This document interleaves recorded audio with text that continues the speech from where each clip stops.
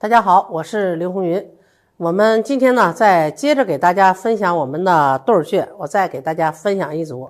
这一组穴可以治什么病呢？治疗咳喘类的疾病，就是咳嗽呀、气喘呀、哮喘呀、支气管炎呐这一类的疾病呢，我们就可以用这一组穴来治疗，效果非常好。那这一组呢，就是我们的肺腧，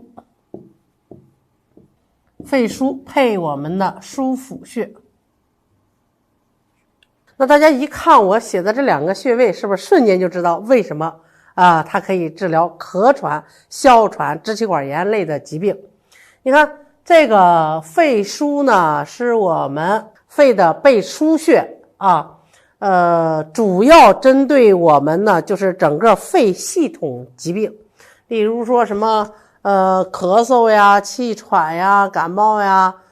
支气管炎呀，所有这一类的肺腧穴通通都可以治疗。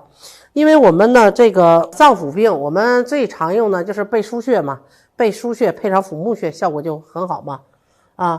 它是这个肺的背腧穴，然后枢府穴呢是我们足少阴肾经的穴位。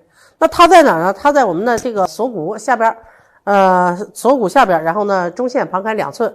你看背腧呢在我们背部第3胸椎棘突下，然后旁开 1.5 寸，它俩是什么？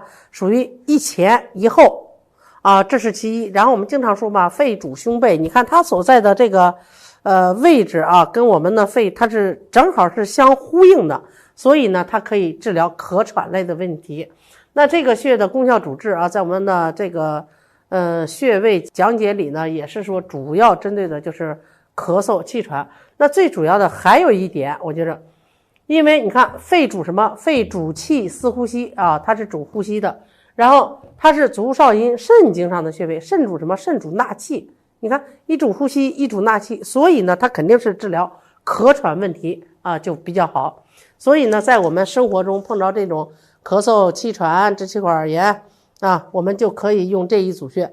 但是我们要注意一下，你看这个肺腧穴在我们的背部，然后那个枢府穴在我们的胸前，那这个前胸后背的它俩对应的这个位置呢，都属于这个危险区域，所以这两个穴位我们用针的时候千万不可直刺，你要么就是斜刺或者是平刺，我们进针呢进个5到8分就可以了。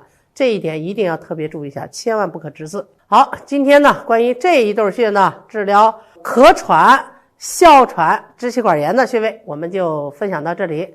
如果大家喜欢针灸，请大家继续关注我。